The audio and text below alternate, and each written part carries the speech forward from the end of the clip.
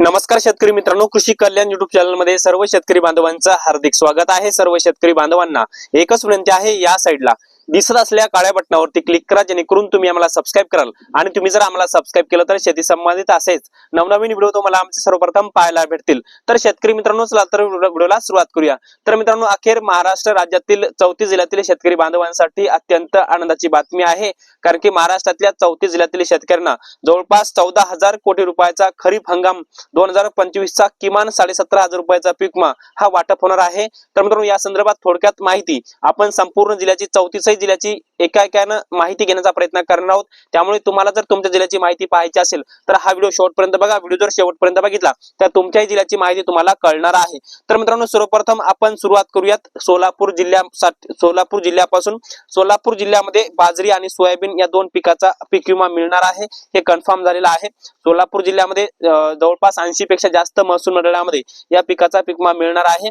एकंदरीत आपण जर पाहिलं तर मार्च 2026 रोजी पोस्ट हार्वेस्टचा डाटा महाराष्ट्र उत्पादकता म्हणजे महाराष्ट्रातली शेतकऱ्यांची उत्पादकता ही जाहीर झालेली आहे, आणि त्यानुसार सोलापूर जिल्ह्यामध्ये बाजरी आणि सोयाबीनचा या पिकाचा पीक विमा मिळणार असल्याची माहिती ही कन्फर्म झालेली आहे। आणि त्यानंतर एकंदरीत महाराष्ट्रामध्ये 14,000 कोटींचा पीक विमा वाटप होणार असल्याची माहिती सुद्धा केंद्रीय कृषी मंत्री शिवराज सिंह चौहान यांच्या माध्यमातून देण्यात आलेली आहे। मी स्वतः ही माहिती सांगत नाही। त्यानंतर पालघर जिल्ह्यामध्ये धान या पिकाचा पीक विमा मिळणार आहे।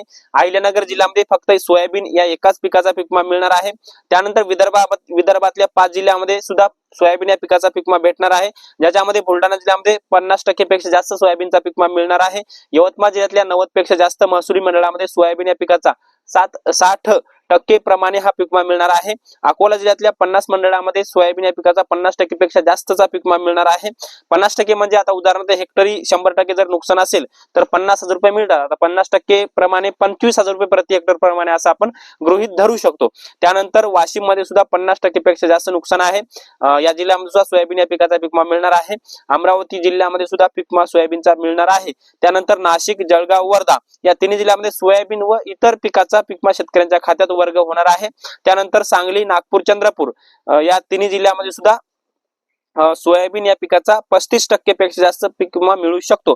त्यानंतर आपण जर पाहिलं तर नाशिक जिल्हा असेल, धुळे असेल, नंदुरबार असेल, पुणे, सातारा, सांगली, कोल्हापूर या सर्व जिल्ह्यामध्ये सोयाबीन या पिकाचा पीक विमा मिळण्याची शक्यता फार कमी आहे, पण इतर पिकाचा पीक विमा हा जिल्ह्यामध्ये मिळू शकतो। त्यानंतर भंडारा जिल्ह्यामध्ये सोयाबीन या पिकाचा पीक विमा मिळणार आहे।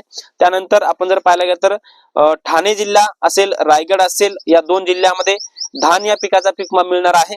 रत्नागिरी आणि सिंधुदुर्ग या जिल्ह्यामध्ये सुद्धा धान या पिकाचा पीक विमा मिळणार आहे। त्यानंतर आपण जर पाहिलं गेलं तर आता राहिला मराठवाड्यातले 8 जिल्हे। आता मराठवाड्यातला पहिला जिल्हा आहे तो म्हणजे छत्रपती संभाजीनगर जिल्हा। छत्रपती संभाजीनगर जिल्ह्यामध्ये सोयाबीन या पिकाचा पीक विमा मिळणार आहे। नांदेडमध्ये बाजरी, मक्का, सोयाबीन या 3 पिकाचा पीक विमा मिळणार। बीड जिल्ह्यामध्ये सोयाबीन या पिकाचा पीक विमा मिळणार। लातूरमध्ये बाजरी, मक्का, सोयाबीनचा पीक विमा मिळणार। परभणीमध्ये मक्का, सोयाबीनचा पीक विमा मिळणार आहे। धाराशिवमध्ये मक्का, सोयाबीनचा पीक विमा मिळणार। हिंगोलीमध्ये मक्का, सोयाबीनचा 50% पेक्षा जास्त पीक विमा मिळणार। जालनामध्ये सुद्धा 50% पेक्षा जास्त सोयाबीन या पिकाचा पीक विमा मिळणार आहे। त्यानंतर वाशिम, बीड हे 2 जिल्हे सोडता इतर जिल्ह्यामध्ये मूग व उडीद या पिकाचा पीक विमा मिळण्याची शक्यता आहे। तर मित्रांनो, याच्यामध्ये आपण जर पाहिलं तर कृषी विभागाच्या माध्यमातून म्हणजे महाराष्ट्र कृषी विभागाच्या माध्यमातून ही उत्पादकता जाहीर झालेली आहे। मार्च 2026 रोजी पोस्ट हार्वेस्टच्या डाट्यानुसार जो काही अहवाल आला होता त्या अहवालानुसार हा डाटा सादर केलेला आहे। त्याच्यामध्ये कॅल्क्युलेशन सुरू आहे। काही शेतकऱ्यांचं 0 दाखवत आहे, कुणास वेटिंग फॉर अप्रुव्हल काही शेतकऱ्यांना त्यांची अमाऊंट वेटिंग दाखवत म्हणजे त्यांचं कॅल्क्युलेशन सुरू आहे असं दाखवत आहे, तर कुणाला रक्कम दाखवत आहे। अशी 4 प्रकारची वेगवेगळी रक्कम शेतकऱ्यांना दाखवत आहे। परंतु खरीप हंगाम 2025 चा 14,000 कोटींचा पीक विमा वाटप होणार असल्याची माहिती केंद्रीय कृषी मंत्री शिवराज चौहान यांच्या माध्यमातून देण्यात आलेली आहे। याचबरोबर आपल्या महाराष्ट्र राज्याचे कृषी मंत्री दत्ता मामा भरणे यांच्याही माध्यमातून अशी माहिती दिलेली आहे की खरीप हंगाम 2025 चा पीक विमा शेतकऱ्यांच्या खात्यामध्ये लवकरच वाटप होणार आहे। तुम्हाला तर माहिती आहे की राज्याचे मुख्यमंत्री देवेंद्र फडणवीस यांच्या माध्यमातून महाराष्ट्र राज्यातील ज्या शेतकऱ्यांनी खरीप 2025 चा पीक विमा भरला आहे त्या शेतकऱ्यांना सरसकटचा पीक विमा मंजूर केलेला आहे। कोणत्याही शेतकऱ्यांना 17,500 पेक्षा कमी पीक विमा मिळणार नाही अशी ग्वाही सुद्धा मुख्यमंत्री देवेंद्र फडणवीस यांच्या माध्यमातून देण्यात आली होती। परंतु सध्या जे काही शेतकऱ्यांचं कॅल्क्युलेशन सुरू आहे त्या कॅल्क्युलेशन मध्ये उदाहरणार्थ आपण सोयाबीन हे पीक धरूया. आता सोयाबीन या पिकाचं कॅल्क्युलेशन आता मुख्यमंत्र्यांनी तर सांगितलं की किमान 17,500चा पीक विमा शेतकऱ्यांना मिळणार. मग आता कॅल्क्युलेशन मध्ये हेक्टरी 17,500 रुपयापेक्षा जास्तच पाहिजे. आता काही शेतकऱ्यांचं कॅल्क्युलेशन झालेलं आहे, काही शेतकऱ्यांना कोणाला 8,000 कोणाला 10,000 रुपये हेक्टरी रक्कम सोयाबीनची दाखवत आहे आणि इतर पिकांना तर 2-2, 3-3 हजारच रुपये रक्कम दाखवत आहे. म्हणजे 4 ते 5 जिल्हे सोडता इतर कुठल्याही जिल्ह्यामध्ये 17,500 रुपयापेक्षा जास्तची रक्कम दिसत नाही किंवा 17,500 पेक्षाच कमी दिसत आहे. आता 17,500 पेक्षा जास्तची रक्कम कोण्या जिल्ह्यामध्ये दिसत आहे, ज्याच्यामध्ये छत्रपती संभाजीनगर जिल्ह्यामध्ये 17,500 रुपयापेक्षा जास्तची रक्कम शेतकऱ्यांना अमाऊंट कॅल्क्युलेशन झालेली आहे. काही शेतकऱ्यांची त्यांची आम्ही बघितले तर त्यांची 17,500 पेक्षा काही शेतकऱ्यांची रक्कम दाखवत आहे. आता त्यानंतर नांदेड जिल्ह्यामध्ये सुद्धा 17,500 रुपयापेक्षा जास्तची रक्कम त्यांचं कॅल्क्युलेशन काही शेतकऱ्यांनी झालेलं आहे अशी दाखवत आहे. त्यानंतर जालनामध्ये सुद्धा, हिंगोलीमध्ये सुद्धा, तिकडं छत्रपती संभाजीनगर जिल्हा असेल किंवा सोलापूर जिल्हा असेल किंवा यानंतर आपण जर पाहिलं तर अहिल्यानगर जिल्हा असेल, याही जिल्ह्यामध्ये कॅल्क्युलेशनची रक्कम 17,500 पेक्षा जास्त दाखवत आहे. पण आपण इतर जिल्ह्याची माहिती घेतली तर जवळपास त्या जिल्ह्यामध्ये कोणाला 8,000, 10,000, 12,000 पेक्षा जास्त रक्कम दाखवत नाही. त्यानंतर मुख्यमंत्र्यांनी असं स्पष्टपणे सांगितलं किमान 34% पेक्षा जास्तच नुकसान, म्हणजे महाराष्ट्रामध्ये सगळे जिल्हे 34 आहेत आणि किमान 34% पेक्षा कमी नुकसान असलेलं यंदा कुठलाच जिल्हा नाही. म्हणजे प्रत्येक जिल्ह्याचं नुकसान 34% पेक्षा जास्त झालेलं आहे. मग आता 34% नुकसान म्हणलं तर 17,500 रुपयाचा पीक विमा मिळणं अपेक्षित आहे. पण तशा पद्धतीने अमाऊंट शेतकऱ्यांची कॅल्क्युलेशन व्हायला दिसत नाही किंवा तेवढी रक्कम शेतकऱ्यांच्या पोर्टलला दिसत नाही. मग काही काही शेतकऱ्यांचा तर झिरो दाखवत आहे. मग ते झिरो का दाखवत आहे? त्या शेतकऱ्यांना आता झिरो जर दाखवत असेल तर त्या शेतकऱ्यांना रक्कम मंजूर नाही असं गृहीत धरायचं आहे. पण सरकारने तर सांगितलं होतं 17,500 रुपयाचा पीक विमा मिळणार, परंतु तशी अमाऊंट कॅल्क्युलेशन होताना आपण दिसत नाही. बघूया 2-4 जिल्हे सोडले तर बाकीच्या जिल्ह्यामध्ये 4,000, 5,000, 10,000, 12,000, 13,000, 14,000 अशा प्रकारची रक्कम दिसत आहे. पण काही जिल्हे असे की त्यांना 30,000 रुपयापर्यंत रक्कम दाखवत आहे. परंतु अशा प्रकारचं सध्या नवीन अपडेट आहे. परंतु मुख्यमंत्री देवेंद्र फडणवीस यांच्या माध्यमातून सांगितल्याप्रमाणे कुठलंही कॅल्क्युलेशन होताना आपण पाहत नाहीत. मग हा शेतकऱ्यांना फसवायचा कार्यक्रम आहे की काय असं सुद्धा शेतकरी म्हणत आहेत.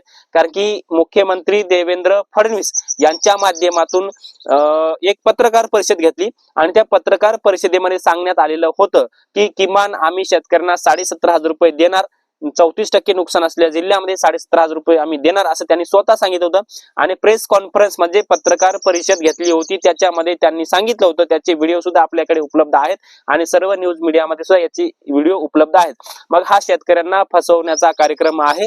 खरीप हंगाम 2025 मध्ये शेतकऱ्यांचं बरंच सारं नुकसान झालं होतं. शेतकऱ्यांचं कुठलंही पीक जागेवर राहिलं नव्हतं. पीकच नव्हे तर शेतकऱ्यांची जमीन सुद्धा खरडून गेली होती. आणि अशा परिस्थितीमध्ये शेतकऱ्यांना मदत करण्याचं सोडून यांनी फक्त शेतकऱ्यांना भूलथापा देण्याचं काम केलेलं आहे आणि शेतकऱ्यांना फसवण्याचं, शेतकऱ्यांना गंडवण्याचं काम या सरकारच्या माध्यमातून करण्यात आलेलं आहे. हे मात्र सर्रास चुकीचं आहे.